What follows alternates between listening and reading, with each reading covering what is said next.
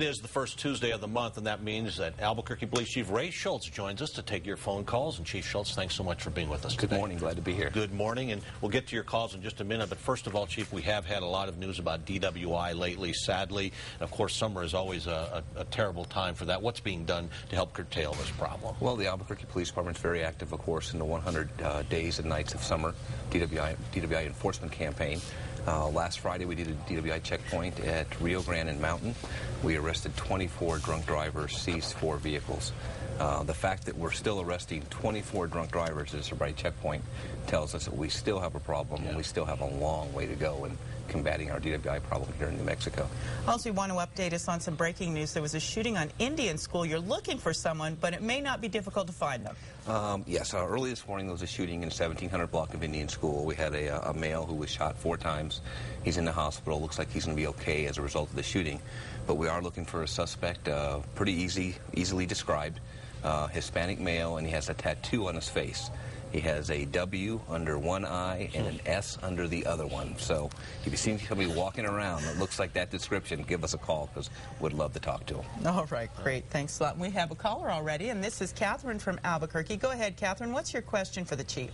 Yes. Hi. Thank you so much for taking my call. My question is, it seems like even though it's a very important issue, New Mexico puts so much money and focus on DWIs that other major crimes go to the wayside. Case in point, I have been broken into twice, and it took the police department the first time 3.5 hours to arrive at my house, and the second time over 4 hours to arrive at my house.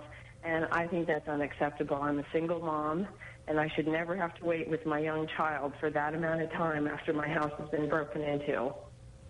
Well, Catherine, when it comes to dispatching calls for service, what we do is we use a priority system. Now, your house was broken into, and if there's no suspect there, then that becomes a lower priority, because there's not a life-threatening reason for us to run full code and get there. Where it's important we spend our time is on the investigation side, to identify the person who's broken your house and hold him or her accountable. And we do a real good job in that area. We've got one of the most advanced forensic crime labs anywhere in the country. It's so advanced that the FBI uses us as a satellite crime lab, and we're solving anywhere from 60 to 100 cases a month blind. That's just using forensic evidence that we find at the crime scenes. When it comes to delayed burglaries, though, we will send folks out there. We'll take the investigation, take the report, send our criminalists or field investigators out there to look for that forensic evidence, to collect it. When we have a delayed report, and there's so many calls that we respond to. The Albuquerque Police Department responds to about 2,000 calls a day. That's a lot of calls.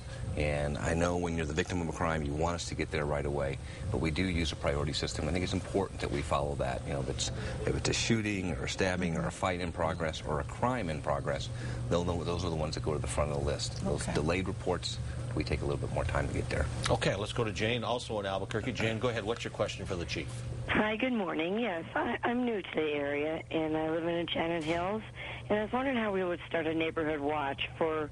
We have a lot of young children around here, and we got these hot rod cars going through the stop sign, and a kid is going to get hit and killed. How can we slow this process down? Are we allowed to put up some kind of cones to stop these cars to slow down before the stop sign, before my kid gets hit or somebody else's kid gets hurt or killed? Good question. Well, Jane, probably the best thing to do would be if you call my office this morning after 8 o'clock, 768-2200. We'll need to find out exactly where you live, and we'll put you in contact with the respective area commander. He or she can do a couple different things. First of all, we'll get our speed trailer out there.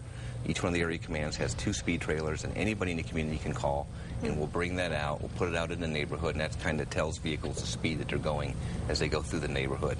We start off with that for a day or two. Then we have our traffic division come in. Those are the guys and gals on motorcycles. In unmarked cars, they'll come in and do a bunch of enforcement.